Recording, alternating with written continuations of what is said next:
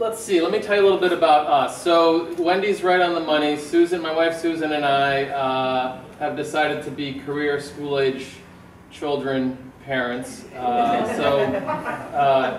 Wendy said, Michaela's in preschool, Josh is in 5th, and Gabby just went into freshman year.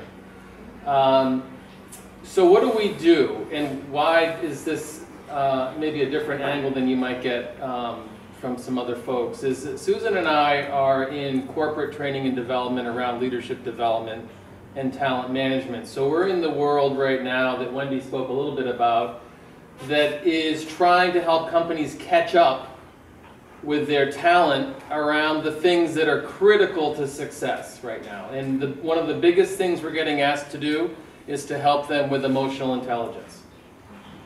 Bar none, the biggest thing we get asked to do with Fortune 100, Fortune 500 companies is how can our leaders be more effective in leadership development, in creating connections with people, in building relationships, in being successful with projects.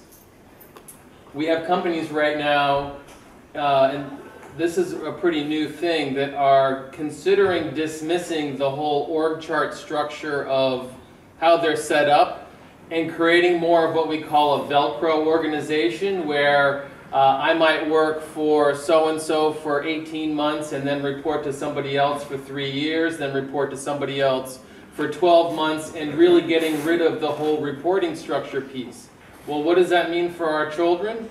They need to be able to step into those different environments with different people, different leaders, different hard skill needs, if you will, and be able to be successful in that. That's the future. And I think if we were all being honest, most of us would have a pretty hard time with that.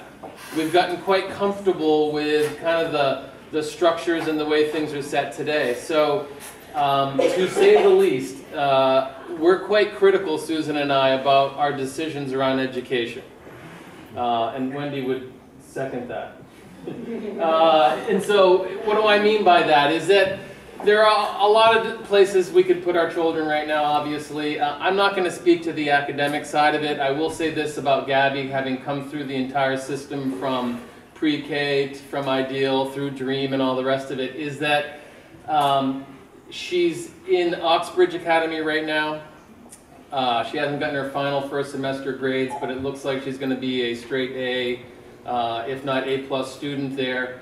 And for those that don't understand Oxbridge Academy, it is actually, without colluding with Wendy and Chris, a natural extension of what they do here. It's project-based.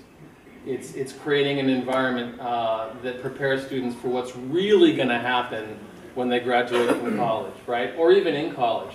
So, so I'm not going to talk about that side of it, but obviously she found success in Ideal, and the Dream system set her up really well for that. What I'd rather talk about is this a little bit more, and that's why we're doing this. Can you get academics other places? Yeah, you bet.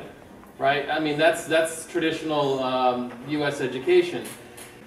And I'm sure I spoke actually at the graduation last spring, and I'm certain I gave a lot of parents a heart attack when I said, at some point the academics will fail your child. And what do I mean by that? At some point, what that does for them in the real world stops to work. I can't say that strongly enough. I don't want to dismiss the academics, so don't misunderstand my message.